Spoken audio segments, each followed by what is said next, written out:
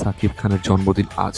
আজ তার ৪৭তম জন্মদিন উপলক্ষে তিনি গতকাল ঘোষণা দিয়েছেন তিনি তার ভক্তদের দেবেন এক বিশেষ ট্রিট, যার পরিপ্রেক্ষিতে আজকে ঠিক ১১টার সময় তিনি সামাজিক গণমাধ্যমে প্রকাশ করেন তার কোরবানি ঈদের সিনেমা রকস্টারের প্রথম লুক বা ঝলক বা পোস্টার। এখানে পরিপূর্ণ একজন ইন্টারন্যাশনাল র্যাপারের মতো দেখা যাচ্ছে তাকে।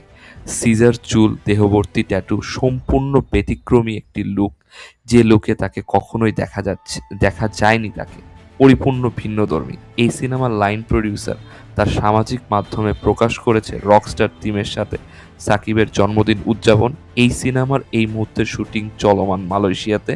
অভিনেত্রী হিসেবে থাকতে যাচ্ছেন সাবিলা নূর, তিনিও এই মুহূর্তে মালয়েশিয়ায় অবস্থানরত। এই সিনেমার ঈদের সিনেমার প্রিন্সের দর্শকের মিশ্র প্রতিক্রিয়া পাওয়ার পর আগুন আগুন পুরাই ফালতু ছিল স্টোরি। ভাই আগামাথা কিছু রকস্টার সিনেমা দিয়ে কি সাকিব খান পারবেন তার দর্শকদের মন আবার জয় করতে? এখন সেটা সময়ের ব্যাপার। আমার শত্রুর সাথে যে দাঙ্গা করবে তার জন্য বুলেটের বৃষ্টি।